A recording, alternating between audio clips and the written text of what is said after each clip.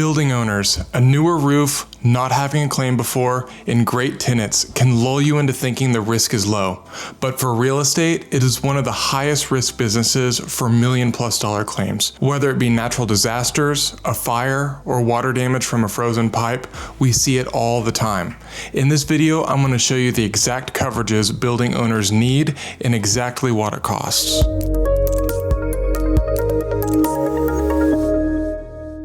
I'm Austin Landis, and I run a commercial insurance agency with real estate agents across the US. Insurance works very well for large businesses because they have a lot of expertise and great insurance people at their disposal to help them avoid traps.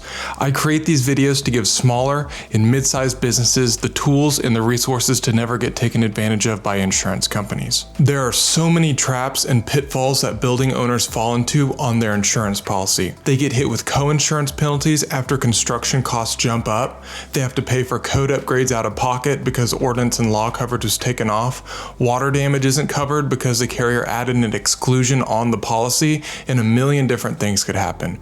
On the liability side, the fine print can quietly pull the rug out from under you. Assault and battery exclusions that leave you hanging after a parking lot incident, or animal exclusions that turn a dog bite into your problem. Before you even look at the premium, make sure you have a list of requirements that meet your objectives.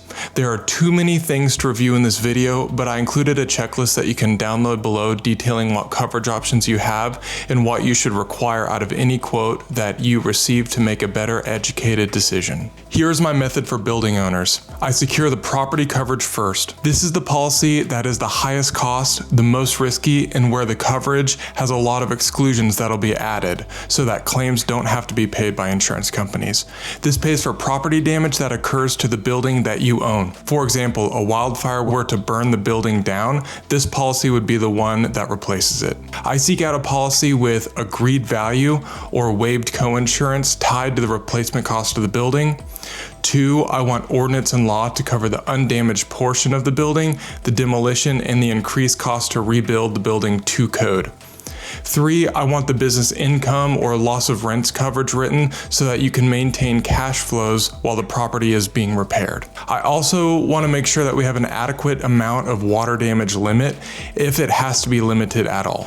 I always make sure that theft is included as a covered peril and not excluded, which is commonly done. I want replacement costs on the roof if it's about 10 or 12 years or newer. I want to make sure that the deductibles are not too large for the client's risk tolerance, especially the wind deductible.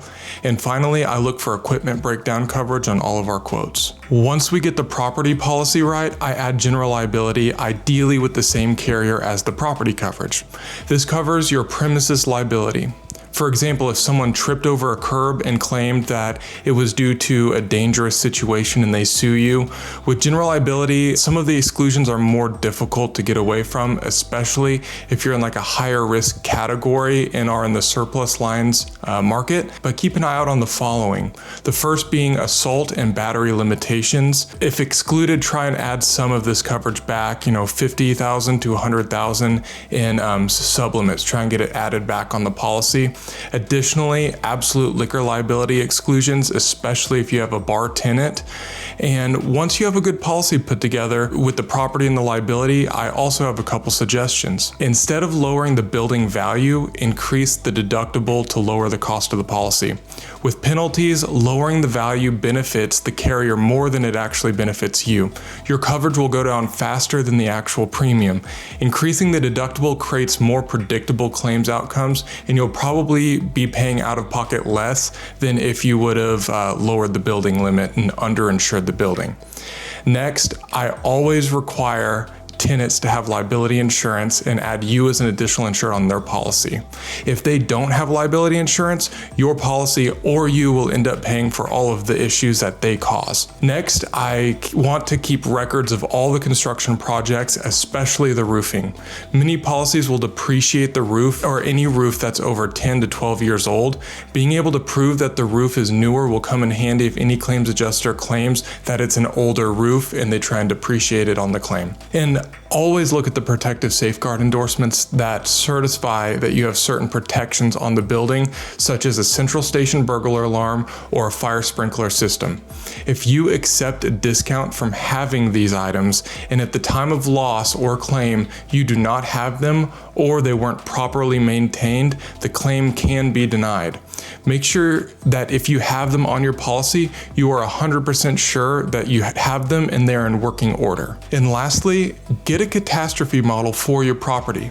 You should be able to get this from an agent that commonly works in the real estate space and looks something like this. It puts your property through a risk modeler and tells you what claims are most likely to happen to your building based on your area, whether it be wind, lightning, vandalism, theft, or one of many perils. This will score it an A to an F, or different CAT modeling software provides different scoring for that. Real estate is one of the few industries where we regularly see catastrophic full limit losses. We have multiple open claims right now for this exact thing. A couple for tornadoes, some for wind damage, and we had a fire completely burn down a $14 million building recently. It is completely random, but that means you need a serious insurance policy from a serious insurance company. The effort to find it is 100% worth it. I'm including a concise checklist below. Hand it to your preferred agent or insurance carrier, and it'll help you have more meaningful and strategic conversations about your insurance program. The price gap between a strong coverage and hollow coverage is usually very small until the day that you have a claim. A quick word on pricing expectations and how to present yourself to the market. Carriers are going to look at construction and protection, like frame versus masonry and sprinkler systems, the age and condition of the roof and systems, your tenant mix and hours of operations, prior losses, vacancy levels, and their experience in your geographic area. You can't change geography, but you can document upgrades, show a water leak response plan, keep service records for alarms and sprinklers, and validate your building limit with current data. That's how you earn better terms without sacrificing the coverages that we just locked in. Here are some real pricing examples of buildings throughout the US. The first example is a building in California with a value of $3,151,580 with a business income or loss of rents coverage of $205,000. It's a warehouse with a $2,500 deductible. The annual cost of this policy is $3,714, or the monthly cost of around $310 per month. Our second example is a building in Georgia with a value of $567,000 with a business income limit of $110,000. It's a medical office with $2,500 deductibles with a 1% wind hail deductible. The annual cost is $2,547, and that comes out to a monthly cost of $213. Our next example is a building in New Mexico that's worth $1,373,374 with a $35,000 business income limit. It's an office building with a $5,000 deductible. The annual cost of this policy is $5,891, or a monthly cost of $491. And lastly, in the state of Texas, we have a building with a replacement cost of $1,363,820 with a business income limit of $130,000. It's a strip center with a $10,000 deductible and a 5% wind hail deductible. The total cost of this policy is $7,932, or a monthly cost of $661. When pricing out building insurance, know that who your tenants are is a very big deal to the insurance carrier. Some common tenants that'll kick you out of the preferred insurance carriers are bars, tattoo shops, dispensaries, pawn shops, tire warehousing, and other tenants that have significant liability issues or cause increased fire potential at the property. If you're a building owner and want your insurance handled the right way, we would love to help out. Grab the checklist below, start a quote on our website, or use the link below to schedule a time on my calendar to talk.